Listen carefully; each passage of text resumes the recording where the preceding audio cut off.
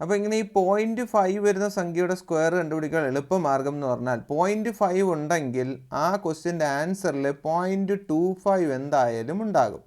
അതോടൊപ്പം ഇവിടെ 2 ആണ് വരുന്നതെങ്കിൽ ഇവിടെ 2 ആണല്ലോ വന്നേക്കുന്നത്. അപ്പോൾ നിങ്ങൾ ചിന്തിക്കണം 3 എന്ന് പറഞ്ഞ സംഖ്യ. അപ്പോൾ 3യും 2യും കൂടെ ഗുണിച്ചിട്ടുള്ള ആൻസറായ 6 ആയിരിക്കും ഇതിൻ്റെ ആൻസർ 6.25. ഓക്കെ, 5.5 ആ 0.5 ഉണ്ടെങ്കിൽ സ്ക്വയർ ചെയ്യുമ്പോൾ എന്താവും, അത് 0.25 ആകുമെന്ന് മനസ്സിലാക്കുക. അതോടൊപ്പം ഇവിടെ 5 ആണെങ്കിൽ നിങ്ങൾ എന്തുമായിട്ട് ഗുണിക്കണം, 6 × 5 ചെയ്യണം. 6 × 5 എന്ത് കിട്ടും, 30. അപ്പോൾ ഉത്തരം 30.25.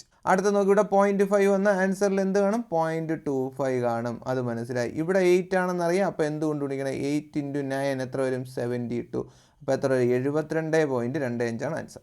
ഇവിടെ നോക്ക്, ഇവിടെ 0.5 ഉണ്ട്. അപ്പോൾ ആൻസറിൽ 0.25 എന്തായാലും ഉണ്ടാവും. ഇവിടെ 12 ആണ്. അപ്പോൾ ഇവിടെ എന്ത് കൊണ്ട് ഗുണിക്കണം, 13. അപ്പോൾ എത്ര വരും, 156.25 ആയിരിക്കും ആൻസർ.